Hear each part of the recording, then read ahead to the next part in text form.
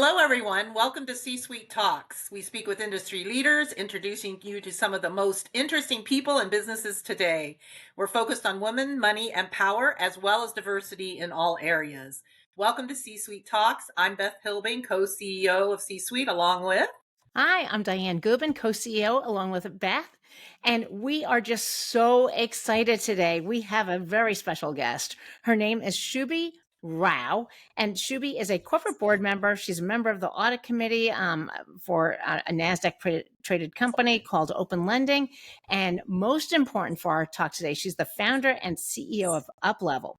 So Shubhi's background, she's an AI practitioner, a global executive, a board member and advisor who delivers strategic and operational leadership for dynamic and complex businesses, including, get ready for this, Alphabet, Google, Tesco, PwC, Tyco, and Ford, and other venture-backed businesses. She is the first woman and person of color to hold the position of treasurer at both Alphabet, Google, and Tesco. She's a member of the board and audit committee of Open Lending Corporation, which is NASDAQ listed, excuse me. She's also a US and UK citizen. So thank you for listening and welcome, Shubhi. Thank you for having me. I'm very excited as well.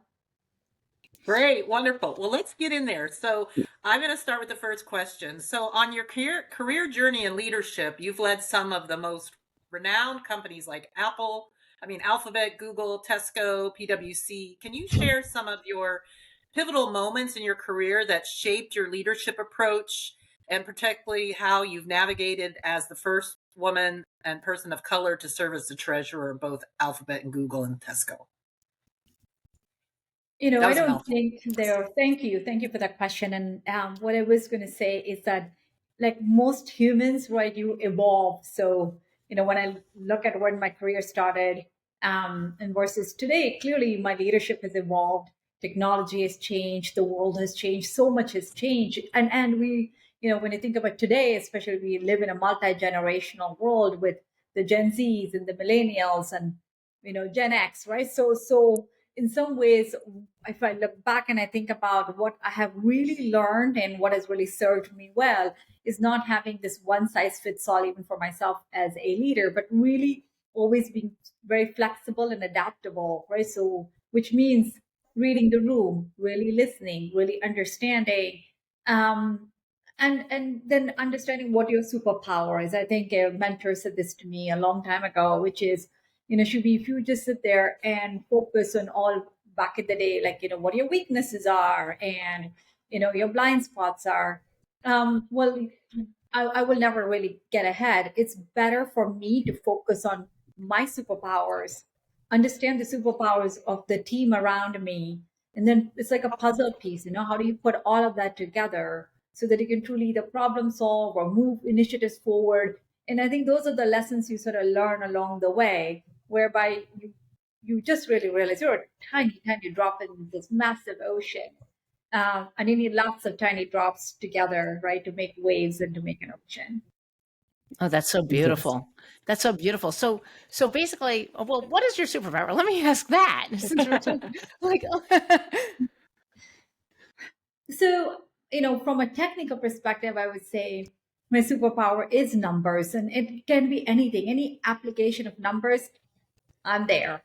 So whether that's pure engineering, whether that is finance, whether that's data science, right? So anything sort of in the applications of numbers, I really thrive in. It's my home. I'm very comfortable there.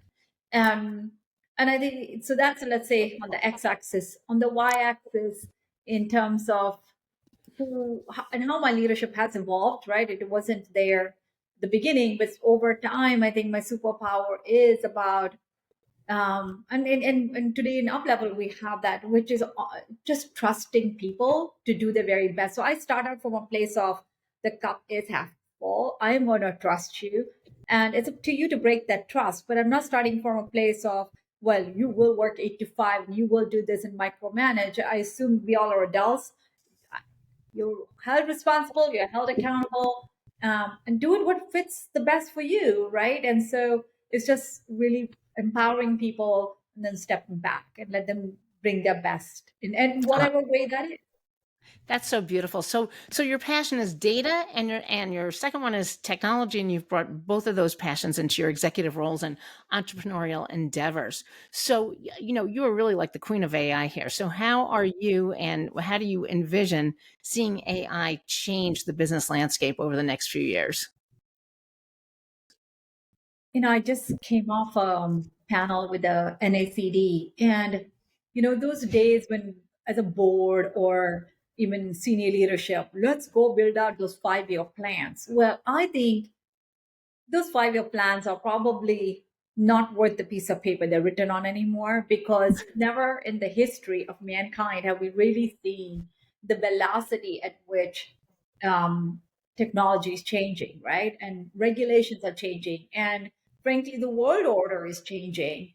And as a result, we have to think about how do you now build people, systems, and processes that are really truly agile. Agile is no longer a buzzword, but it's something that we all as leaders need to really figure out. Because if you come up with a plan and they say, well, over the next 5 years, this is how many million or billions I'm going to invest in. Well, guess what? That investment strategy sitting today sounds great, but in 12 months might be obsolete. So you really need to think through how you can repurpose those dollars, and also build a team that is no longer, well, to a certain extent you need some specialists, but I think you're going to, even at the board level all the way down, you're going to need athletes, people who have domain expertise, but also horizontally the digital acumen, the AI acumen cuts through every single person.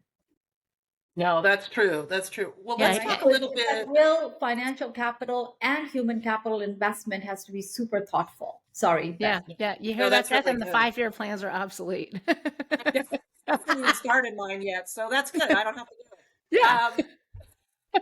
So UpLevel's mission, you founded UpLevel, a woman-trained AI platform designed to be female-forward and inclusive. What inspired you to create UpLevel, and how does it stand apart from other AI initiatives when it comes to inclusivity and diversity? So this all started when I was really at Google, and we were working on some really big technology projects for the world of finance that I was in, which got me really thinking about, we're investing so much internally and externally on AI, but where are women? And not just women at the table in terms of being product leaders or decision makers, because I think that is incredibly important. We need more AI practitioners and builders for sure, but AI is only as good as the data. And where is gender data? And so I was complaining about this to a friend of mine who said to me, Shubie, you can complain about it, or you are somebody who can do something about it.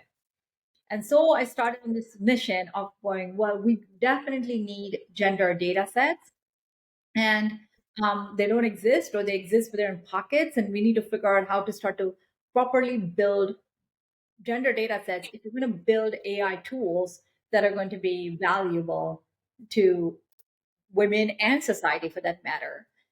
So that's where the journey started, and today we have built a knowledge-based LLM that reflects the wisdom and knowledge and intelligence of women across our professional, personal, and financial lives. But my dream would be to build the largest gender data set that it expands from everything from personal, professional, financial, to our health, to policies, to advocacy, to violence. So truly proper, comprehensive, because that is what we need to be able to really train algorithms that then will also represent our voices, our needs, our wants. But what has happened is, like everything else, whether we're designing car seats or we're designing, medical equipment or medicines, man equals human is a default, and that is what I don't want to happen in the AI age. That the data sets are also man equals human as a default. So I don't get how do you make it women specific? Like, how do you only do one gender and not get the guys in the middle too? So that's why you build first party data sets. So that would be, actually getting, let's say, physicians, lawyers, corporate board members, psychologists, women who truly have the domain expertise, are recognized as leaders in their field. We brought hundreds and hundreds of them. and extracting their information and their knowledge that they have to build this first party data set. And so what happens is it's highly curated, it's cleansed, it doesn't have those male biases, it doesn't have the misogyny, the hate speech, the racism. Because if you scrape the internet, you're scraping all of that, versus you start out clean and start to build from bottoms up. Oh, interesting. Very interesting. That's sound. Very, very interesting. Yeah, yeah. So, how large is your team doing this? Well, it's interesting because we've always thought that somehow the size of the team and the success of our organization are correlated.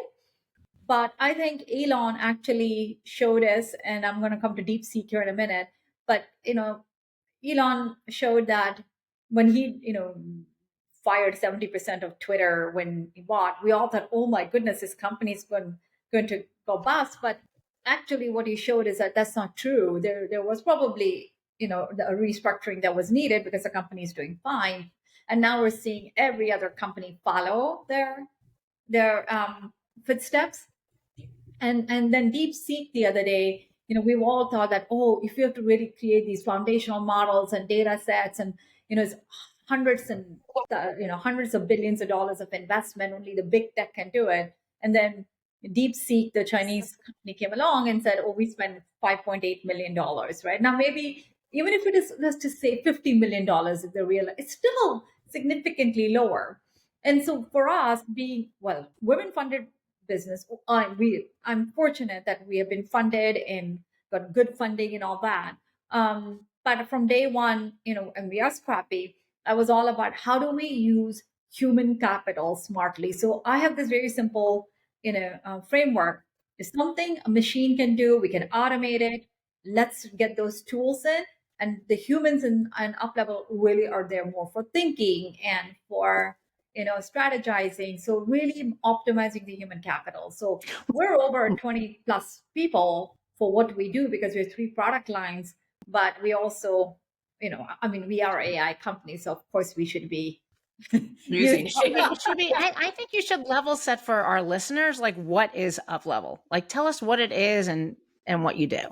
what do they get out of it? UpLevyl is a technology company. We build female forward technology so women can thrive in the digital age. And our definition of female forward is really understanding the needs, the wants, the voices, and the representation for women, right? And we build this into our data sets. We build this in how we train algorithm. We build this in the content. It's everywhere. And for us, safety is paramount, whether it's a B2B product or it's a B2C product. We take women's safety, and that's another, right? You're not going to see a lot of enterprises go, oh, we take women's safety, right? I mean, it's not something most men would even think about. But we are all about, how do we protect your data? How do we encrypt it? How do we make sure that we're following the highest protocols? From right out of the gate, we made sure that we were GDPR and SOC 2 compliant. All of our data sits on our servers in London, right? So we're very careful and thoughtful about how, you asked me earlier, how do we, all these little things go towards us being female forward. And we have 3 product lines. One product line is B2B, and that is so that organizations can have their own, we call them IntelliHubs. And instead of the organizations having lots of point solutions to advance their women across virtual events and, a closed LinkedIn system and a really highly curated library and having your own generative AI tool that can be, available as a coaching or as a personal assistant, a matching engine for mentoring, ability to connect and chat with people. If the organization had to get all of these things, it would be quite expensive.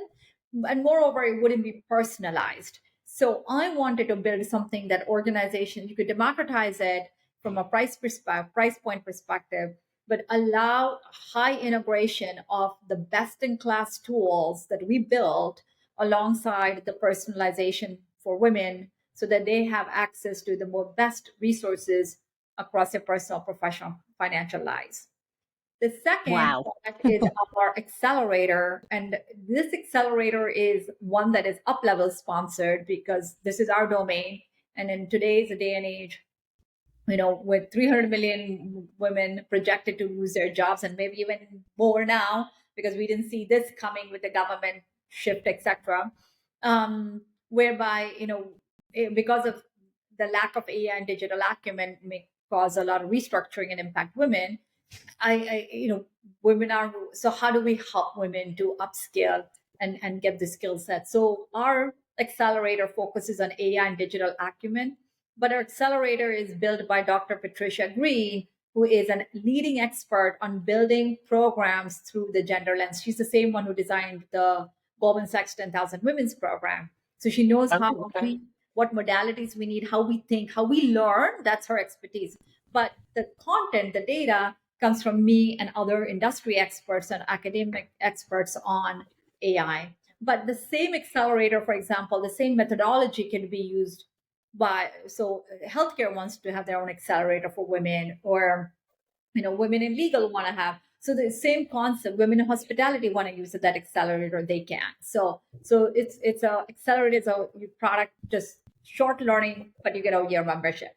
And then lastly, we just launched Up, which is a female forward, data minimalist, ad free Twitter, if you will, for women. And that was, we did a sneak peek at Sundance a few weeks ago. We're launching in the US next week. And then our UK launch is with Fulham Football Club on March 6th in London. Okay. Nice. Oh, yeah. Oh, That tell has everybody been, kind of about that a little bit, Shubie. yeah. Tell us more. Oh, on Up? No, on the launch in the UK. Oh, the launch in the UK. Yeah, we're super excited about it. So we have a senior leader at Fulham who's been following us and thought this would be great launch to do. It's something very unique, very different, and gives them a lot of also support and credibility in supporting their women, and women not just in sports but the whole ecosystem just supports, right? So Fulham is part of the Premier League. There's 92 clubs that are part of the Premier League, so their reach is extensive. And so we're going to probably have a few hundred people coming into this event. It's on March 6th from 6 to 9 p.m. In London. So is it open to the public, or you need an invite? Because it is a football club, so you do need to register, and so that you can get your wristband and all those fun things, right? So yeah, if anybody's really interested, you can just drop an email to eba@uplevyl.com, eba@uplevyl.com. Okay, That's wonderful. So as we kind of wrap up the podcast, what's the takeaway that you would like, or a piece of advice that you would give to emerging leaders that are getting into this space and getting, moving up in their corporation or in their careers? What's something you would give them? Yeah, I think and I just gave this example as problem solving. When I started out back in the day at Ford, if you're a pricing analyst, we did all that on spreadsheets. And if something went wrong, you went back into your spreadsheets to figure out what went wrong. With today, you're using a lot of machine learning. A lot of the data is going into machine learning. Out of the black box comes, the recommendations. And when you're a junior now, you don't get to see what went into that black box. So and as senior leaders, we now need to really have that judgment to be able to look at it and go, does this look right? Like, does this feel like this is, if I connect the dots, does this triangulate for me? And so it's slowly, both for senior leaders as well as for our junior to mid level folks, the roles are changing. And what's a common denominator is really, whether you're a digital native or not, you need a foundational common denominator of understanding around being a digital native, or a digital, savvy. And you also then, depending on your domain, need to be able to understand, well, how does this impact my domain, and go deep, right? So you don't need to be deep across the board, but now you need to really understand how technology impacts everything from top to bottom within your domain. And that's a shift of thinking, and that's where human capital is going today.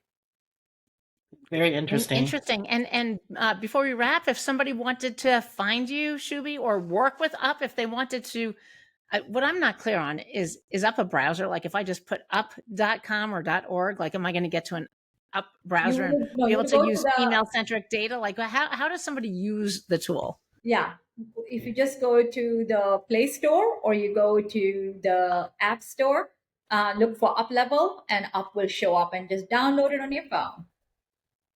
Terrific. Fabulous. Is there a desktop version too? It's coming. Okay, awesome, terrific.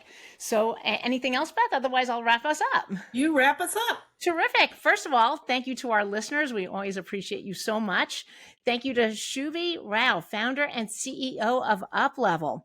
We want to appreciate and thank our sponsors. We couldn't do this without you. So thank you to Cohn Resnick Advisory, Assurance and Tax Services, City National Bank, Cigna Healthcare, Uncle Nearest, and C-Suite Executive Search. If you're hiring for your team, be sure to give us a call. Thank you for listening.